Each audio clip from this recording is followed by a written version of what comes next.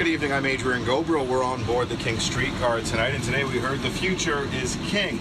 Now from Councillor Joe Cressy, Mayor John Tory, and several others who threw their support behind making the King Street pilot project a permanent fixture in Toronto. And their vote of support comes on the same day that a staff report suggests making the pilot permanent here in the city of Toronto.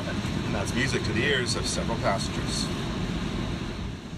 We essentially created a surface subway along King Street in the space of a weekend, and the benefits are clear. The mayor points to the numbers. The staff report notes that ridership per day along King Street is now 84,000, an increase of more than 12,000 passengers per day since the pilot began 18 months ago.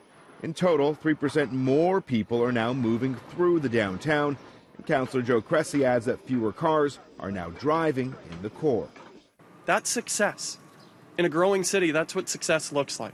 For me, the big marker of overall progress is the fact that reliability for transit riders has gone up 81%. You were able to increase ridership by 12,000 people for such a small cost, less than $5 million all in. King Street is now the largest surface-level transit corridor in North America. Even with favorable statistics backing the pilot's progress, the daily reality for passengers isn't without its issues.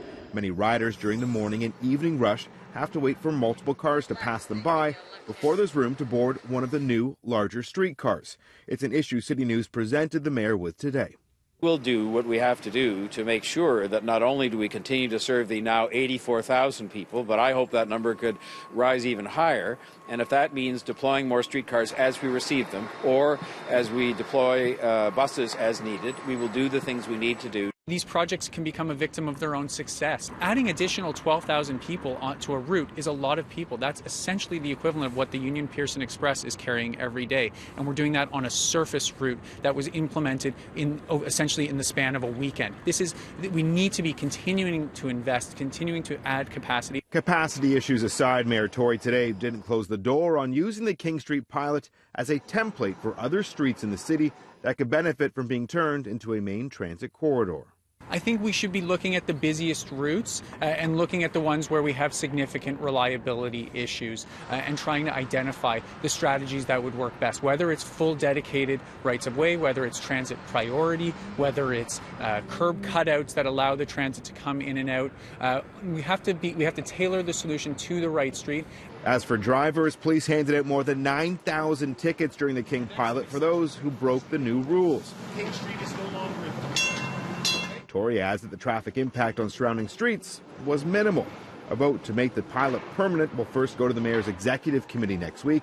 It will also end up in front of the TTC board before going to council for a final vote on April 16th. Peter Street. To put things in perspective, 55,000 passengers use the Shepherd subway each and every day. As you just heard, 84,000 are now using the King Street streetcar. So we asked the mayor today, should the downtown relief line be extending west of University? He said it'll definitely be part of discussions as they look at phase 2 of the city's transit plan.